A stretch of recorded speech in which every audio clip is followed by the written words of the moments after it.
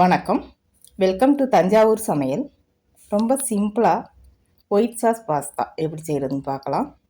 அதை செய்கிறதுக்கு 1 cup pasta எடுத்து இதை தண்ணி ஊற்றி நல்லா கழுவிட்டு இது கூட தேவையான அளவு உப்பு,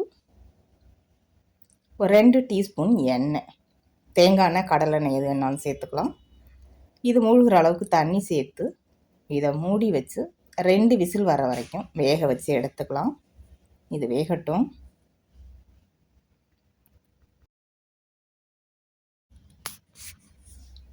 இது ஸ்டீம் ரிலீஸ் ஆனதுக்கப்புறம்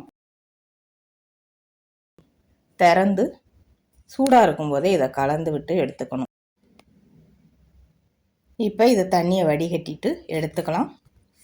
ஒரு 2 டேபிள் ஸ்பூன் வெண்ணெய் உருகினதுக்கப்புறம் இதில் 5 பல் பூண்டு, 5 சின்ன வெங்காயம் சின்ன சின்னதாக கட் பண்ணி இதில் சேர்த்து வதக்கிக்கலாம்.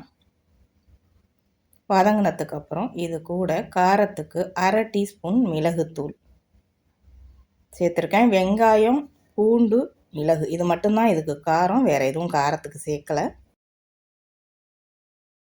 வெங்காயம் பூண்டுக்கு தேவையான அளவு உப்பு, 1 கப் பால், 25 கிராம் சீஸ் சேர்த்து இதை கொதிக்க வச்சுக்கலாம்.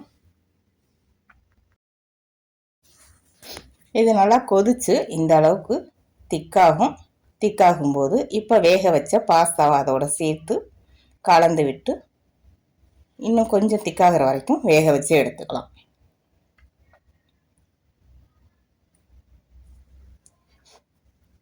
இந்த அளவுக்கு வந்ததுக்கப்புறம் ஸ்டவ் ஆஃப் பண்ணிவிட்டு எடுத்துடலாம். இது கூடவே காளான் சேர்த்து சிக்கன் சேர்த்தும் செய்யலாம். வீடியோ லிங்க் டிஸ்கிரிப்ஷனில் இருக்குது, தேவைப்படுறவங்க செக் பண்ணிவிட்டு செஞ்சு பாருங்கள். இது கூட சிக்கன் வறுத்து இந்த மாதிரி வச்சு சாப்பிடும்போது டேஸ்ட்டு ரொம்ப நல்லாயிருக்கும்.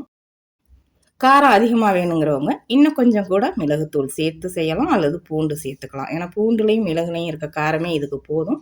டேஸ்ட்டு ரொம்ப நல்லாயிருக்கு. ரொம்ப ஈஸியாக செய்யலாம், செஞ்சு பாருங்கள். வீடியோ பிடிச்சிருந்தா வீடியோ ஷேர் பண்ணுங்கள். தஞ்சாவூர் சமையலுக்கு சப்ஸ்கிரைப் பண்ணுங்கள். தேங்க்யூ.